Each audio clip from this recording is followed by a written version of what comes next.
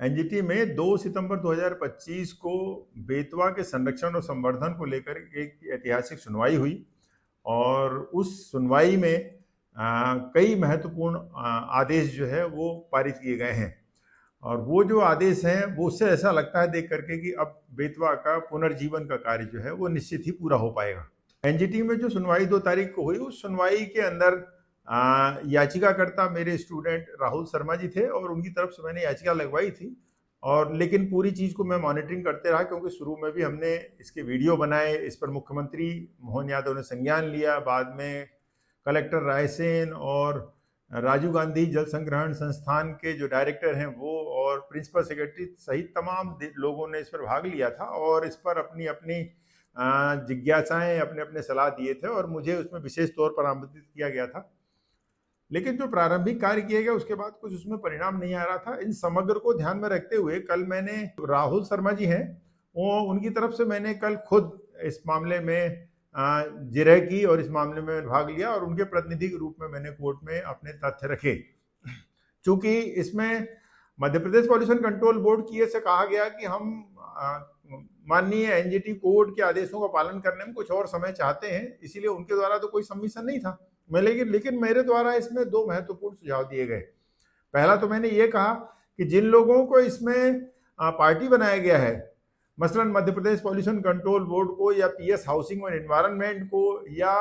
PSWRD water resource development department को, मुख्यतः ये सभी जो विभाग हैं वो विभाग कोई ज्यादा सीधे सरोकार नहीं रखते। ये पूरा जो क्षेत्र है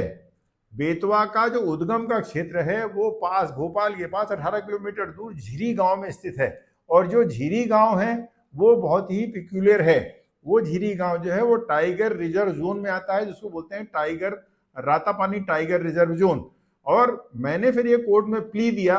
कि जब तक टाइगर रिजर्व जोन के लिए फॉरेस्ट डिपार्टमेंट, स्पेसिफिकली जो DFO बनाया गया वहां पर, DFO ओबेदुल्लागंज को इसको शामिल नहीं किया जाएगा, तब तक इस समस्या का निराकरण नहीं होगा और कोई भी कंजर्वेशन और प्रोटेक्शन का कार्य जमीनी स्तर पर इंप्लीमेंट नहीं हो पाएगा। दूसरा पॉइंट मैंने रखा कि चूंकि इस पूरे प्रक्रिया में शुरू से ही मैं जुड़ा हुआ हूं, ये पूरा बेतवा का जो उद्गम स्थल या बेतवा के संरक्षण संवर्धन का कार्य जो है मेरे द्वारा ही रेस किया गया था, इसीलिए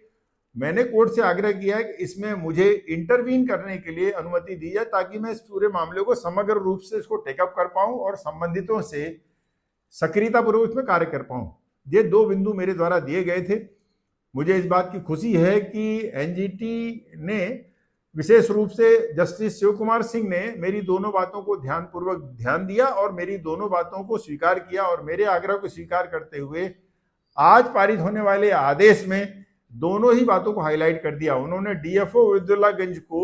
इस कोर्ट में एक पार्टी के रूप में शामिल करने का आदेश दिया है कि इसमें उसको अगली पार्टी के रूप में उनको भी शामिल किया जाए, उनको नोटिस भेजा जाए। और दूसरा पॉइंट ये रखा उन्होंने कि याचिकाकर्ता, मतलब मुझे उन्होंने कहा है कि डॉक्टर सुभाष सिंह पांडे को बेतवा प्रकरण में एमिकस क्यूरी या कोर्ट के प्रतिनिधि के रूप में नामित कर दिया है, ताकि इस पूरे मामले पर उचित कार्रवाई हो सके और जो है वो पूरे मामले को मैं ठीक ढंग से समझ करके उस पर क्रियान्वयन करा करके और कोर्ट को पूरी प्रक्रिया से अवगत करा सकूं, ताकि तथ्यात्मक जानकारी भी मिले और कोर्ट जो है उसके आदेश का पालन सुनिश्चित हो सके। आज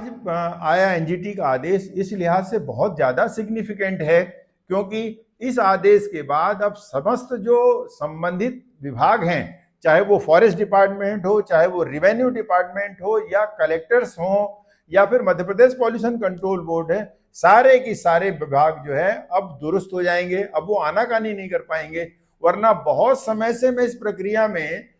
पंचायत और ग्रामीण विकास विभाग से, WRD डिपार्टमेंट से, Madhya Pradesh pollution control board से,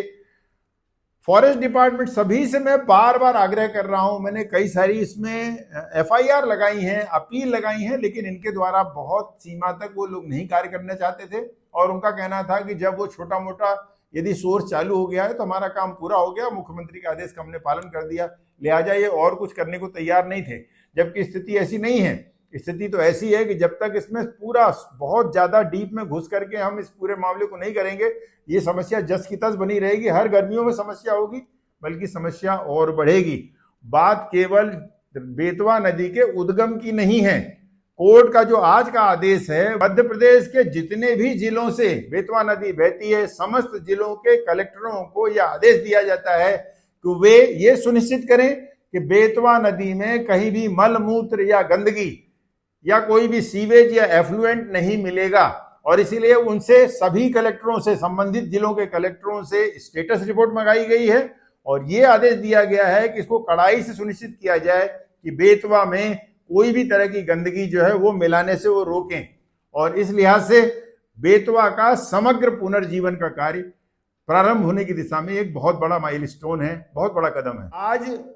आया एनजीटी का आदेश बेतवा के बचाने की दिशा में ऐतिहासिक है। अभी तक बार बार छोटे मोटे बहुत प्रयास कर रहे थे। कुछ मेरे मित्र हैं वो गांधीयन फिलॉसफी और गांधीवादी अपने प्रिंसिपल के तहत बहुत सारे प्रयास कर रहे थे, जमीनी स्तर पर प्रयास कर रहे थे। उन्होंने कुछ छोटे मोटे स्टॉप डैम्स भी बनाए थे, कुछ प्लांटेशन कर रहे थे, लेकिन वास्तव में जिन विभागों की जिम्मेदारी थी, मसलन फॉरेस्ट डिपार्टमेंट है या वो टाइगर जोन है, तो टाइगर जोन में डीएफओ जो टाइगर जोन का होता है उसकी जिम्मेदारी बनती है, लेकिन किसी ने कोई संज्ञान नहीं लिया। रेवेन्यू डिपार्टमेंट इतना भी नहीं कर पा रहा है कि जो मानवजन्य गतिविधियों से बेतवा का उद्गम स्थल बंद हो गया था उसके लिए कुछ प्रोटेक्टिव मेजर्स अप्लाई किए जाएं। जो दूरस्थ जो इलाके हैं, जहां से एक बार सोर्स बनने के बाद जब बेतवा बहना शुरू होती है तो बिल्कुल पास में इंडस्ट्रियल एरिया है मंडीदीप, उसके बाद उस मंडीदीप से एफ्लुएंट, इंडस्ट्रियल एफ्लुएंट्स इतने बेतहाशा मिलते हैं कि कई जगह नदी लाल पीले रंग की दिखती है। उसी के आगे जाएंगे तो 60 किलोमीटर दूर पर विदिशा नगर है। वो विदिशा नगर ऐतिहासिक होने के बाद भी सारे शहर की मल मूत्र और गंदगी को बेतवा में ही डाल रहा है। अनफॉर्चुनेटली वही पानी वो पीने के काम में भी ले रहा है। तो मेरा ये कहना था कि जितनी जगहों से बेतवा निकलती है, यदि उन जगहों को दुरुस्त नहीं करेंगे तो केवल सोर्स को साफ करके या सोर्स को पुनर्जीवित करके बेतवा को नहीं बचा सकते। और इसलिए अब इस आदेश के मायने ये हैं कि पूरे समग्र रूप से बेतवा के पुनर्जीवन के कार्य का प्रारंभ होगा। और मुझे इस बात की खुशी है कि मुझे इसकी मॉनिटरिंग के लिए चुना गया है और मैं एमिकस क्यूरी के रूप में माननीय कोर्ट को समस्त अपडेट से जो है वो वाकिफ कराता रहूंगा और कोशिश करूंगा कि बेतवा के पुनर्जीवन का जो कार्य है वो बिल्कुल ईमानदारी और मेहनत से सफलतापूर्वक पूर्ण हो सके। एक और बात,